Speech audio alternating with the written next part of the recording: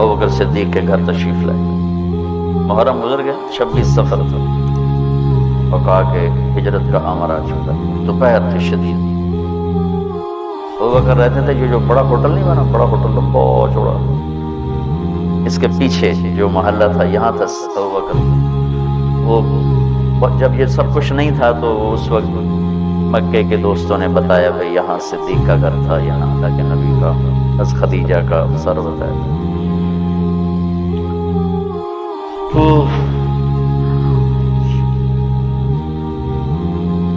ادھر رات کو یہ سارے لوگ اکٹھے ہوئے اور نے گھر کا گھیرا ڈالا. گرمیاں تھیں، ستمبر کا مہینہ تھا. تو آپ نے حضرت علی کو اپنی جگہ لٹایا باہر، چادر اوپر لے کے لیٹ گئے. اب ان کو بیچ میں سے چیر کے نکل گئے. وجعلنا من بین ایدیہم سدا ومن خلفہم سدا فاغشیناہم فہم لا یبصرون.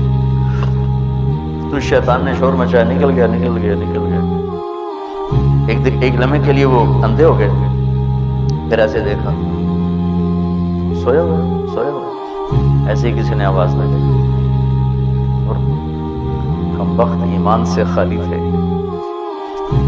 اور معاشرت اس وقت بھی ایسی تھی کہ گھر گھس کے قتل نہیں کرتے تھے. یہ ان کے اصول تھے کہ کسی کو گھر کے اندر جا کے قتل نہیں کرنا، کہ عورتیں خوف زدہ نہ ہوں، بچے خوف زدہ نہ ہوں. یا مسجدوں میں آگے تو بھائی پھر انتظار کرتے رہے. جب صبح ہوئی تو حضرت علی اٹھے. اچھا انہوں نے کیا کیا؟ انہوں نے پتھر مارو دیکھو کیا کرتا ہے، شاید کپڑا ہٹائے چہرے سے، پتھر مارے. تو حضرت علی کو پتھر کر ہائے ہائے، لیکن چہرہ سے کپڑا نہیں ہٹایا. صبح ہوئی تو کدھر ہے محمد؟ مجھے کیا خبر، تم باہر تھے میں اندر تھا، مجھے کیا خبر. تو پھر وہ کہنے لگے ہمیں شک تو رات کو ہی پڑ گیا تھا، اس لیے کہ اسے جتنے بھی پتھر پڑتے تھے کبھی ہائے نہیں کرتا تھا. اور تیری جو ہائے ہائے تھی نا، وہ رات کو شک میں پڑ گئے تھے کہ یہ وہ نہیں ہے. لیکن بس ہم دھوکہ کھا گئے. تو آپ وہاں سے نکلے تو یہ 27 کی رات تھی، 27 سفر تھا اور ستمبر کا مہینہ تھا. تو 622 عیسوی تھی. باقی ستمبر کی تاریخ دیکھ لینا. تو ادھر ہے مدینہ اور ادھر ہے جبل ثور. تو ابوبکر نے عرض کی میں نے ایک غار ڈھونڈ رکھا ہے، پہلے وہاں چلتے ہیں. تو جب ہماری تلاش ذرا رک جائے گی پھر ہم نکلیں گے. تو اللہ کے نبی پنجوں کے بل چل رہے تھے. پنجوں کے بل، پنجوں کے بل اس لیے چل رہے تھے کہ پاؤں کا نشان دیکھ کر کھوجی پیچھے نہ پہنچ. یہ ایک علم تھا جو اب مٹ گیا ہے کہ سڑکیں پکی ہو گئیں تو چور کا نشان ختم ہو جاتا ہے. جب سڑکیں کچی ہوتی تھیں تو اس کے قدموں کو کھوجی پہچانتا ہوا چلتا چلتا چلتا اس کے گھر پہنچا، چاہے وہ 100 میل ہوتا تھا. اپنے بچپن میں نے دیکھے کھوجی گاؤں میں رہتے تھے. بس ایک دفعہ یوں پاؤں دیکھتے تھے، بس اب پکی سڑک آ جاتی ہے تو ختم. تو یہ کوئی مکہ سے غار ثور 3 میل، تو اب ایسے جا رہے تھے. ابوبکر کبھی آپ کے آگے چلتے کبھی پیچھے چلتے، کبھی آگے چلتے کبھی پیچھے چلتے. تو آپ نے پوچھا یہ کیا کرتے؟ کبھی آگے کبھی پیچھے. تو کہنے لگے اخاف الرصد فامشی امامک، اخاف الطلب فامشی خلفک. جب مجھے یہ خیال آتا ہے کہ کوئی آگے چھپا ہوا حملہ آور حملہ نہ کر دے دشمن تو میں آگے ہو جاتا ہوں. جب مجھے خیال آتا ہے پیچھے سے کوئی پہنچ نہ جائے تو میں پیچھے ہو جاتا ہوں. اس طرح تو آپ نے بہت شکریہ ادا کیا. جب پہاڑ پہ چڑھنے کا وقت آیا تو آپ کی انگلیاں زخمی ہو گئی ایسے چلتے چلتے. کس قدر نبی اسباب کی رعایت کر رہے ہیں. اسباب کی رعایت کتنی ضروری ہے. اللہ سے ہوتا ہے، اللہ کے غیر سے نہیں ہوتا. 100% سچ ہے، لیکن اس کا محل بہت غلط استعمال ہو رہا.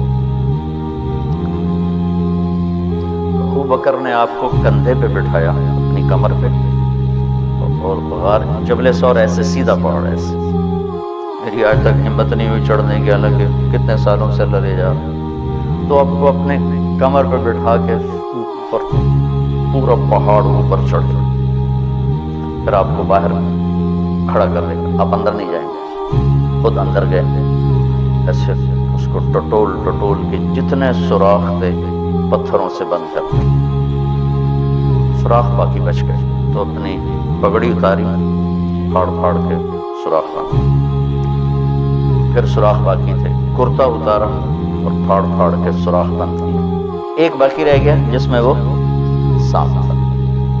علماء نے لکھا ہے کہ وہ سانپ جو ڈس رہا تھا، ایک تو سانپ اپنی فطرت سے ڈستا ہے، علماء نے لکھا ہے وہ اس لیے ڈس رہا تھا کہ وہ راستہ مانگ رہا تھا دیدار نبوت کے لیے، یہ کئی علماء نے یہ لکھا ہے کہ وہ اپنی فطرت سے نہیں، احتجاج کر رہا تھا کہ میں نے راہ دے، میں بھی دیدار کروں، میں بھی دیکھنا چاہتا ہوں، یہ تھا۔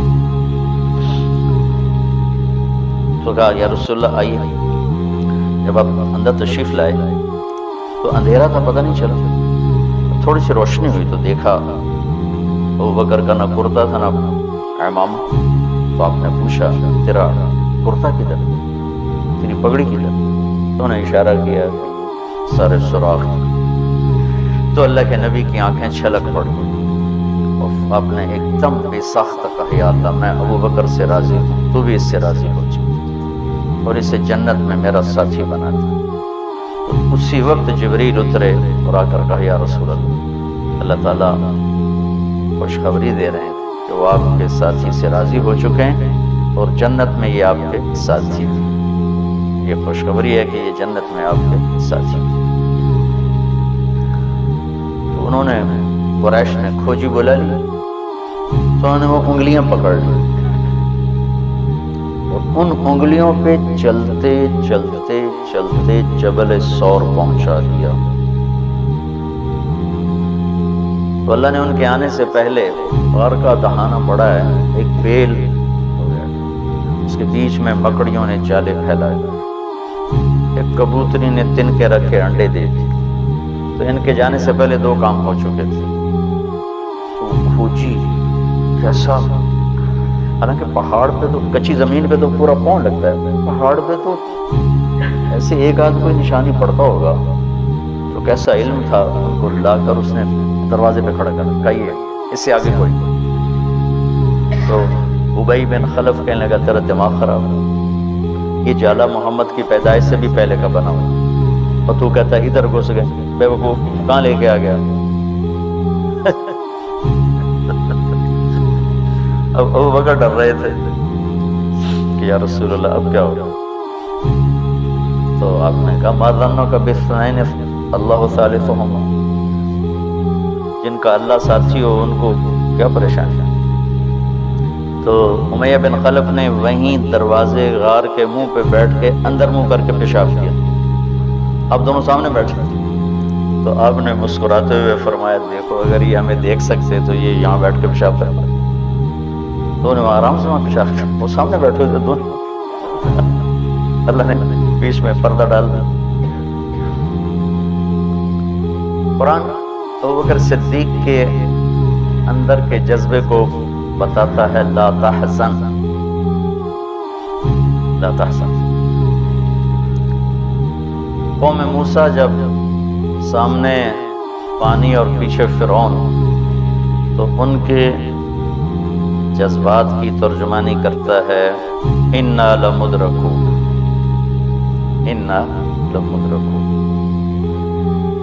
40 برس کی صحبت اٹھائی ہے دو نبیوں کی، ہارون اور موسیٰ، وہ کلیم اللہ ہے، پہلے رسول کلیم اللہ، رسول تو ان سے بھی پہلے تھے، کلیم اللہ پہلے کلیم اللہ ہے، اور 4 بڑے انبیاء میں سے ایک ہیں، ابراہیم، موسیٰ، عیسیٰ، نوح، اور 5ویں ہمارے نبی سب سے بڑے۔ تو جب آگے سمندر اور پیچھے فرعون، تو ان کو اپنے نبی کی کوئی فکر نہیں رہی، نہ موسیٰ علیہ السلام نہ ہارون. انا میں غور کرو، لام پہ غور کرو.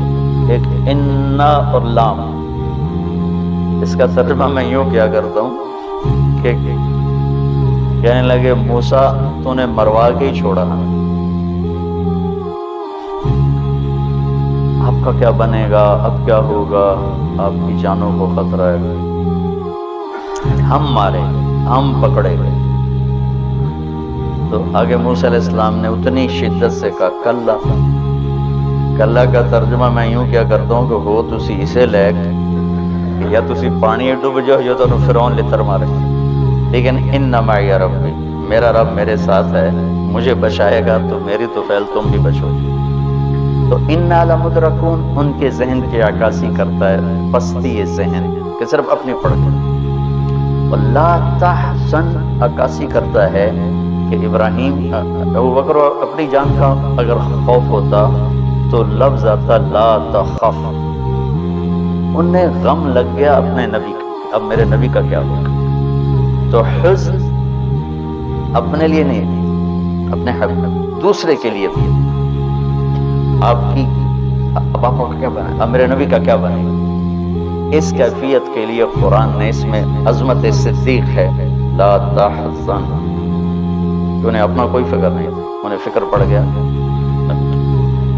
نے کہا ان اللہ معنا، اور ان اللہ معنا صدیق کو بھی اپنے ساتھ لے لیا، تیرے میرے دونوں کے ساتھ اللہ ہے فکر. موسیٰ علیہ السلام نے صرف اپنے آپ کو لیا ان کے اس جملے کی وجہ سے، ان معی رب، میرا رب میرے ساتھ. تو یہ اس امت اور اس امت کا فرق میں آپ کو بتا رہا ہوں. دونوں لفظ قرآن میں ہیں. سبحان، کیا کمال. میں سوچتا ہوں کتنے مست عقل لوگ تھے، اتنے معجزے دیکھ کر 4 قدم چلے تو کہنے لگے اجعلنا الہا کما لہم آلہہ. بالکل ہی بدھو تھے. اور اللہ کے نبی فوت ہوئے. ابو بکر کا خطبہ سنو، من کان یعبد محمدا فإن محمدا قد مات ومن كان يعبد الله فإن الله حي لا يموت. وہ کہہ رہے ہیں اجعلنا الہا کما لہم آلہہ. موجودگی ہے انبیاء، 2 انبیاء کی موجودگی، اور یہاں وہ دنیا چھوڑ چکے ہیں اور ان کا ایک ادنا خادم اعلان کر رہا ہے من کان یعبد محمدا فإن محمدا قد مات من کان یعبد اللہ فإن اللہ حی لا یموت. یہ پرچی یہیں رہنے دینا، کل اس پر تھوڑی بات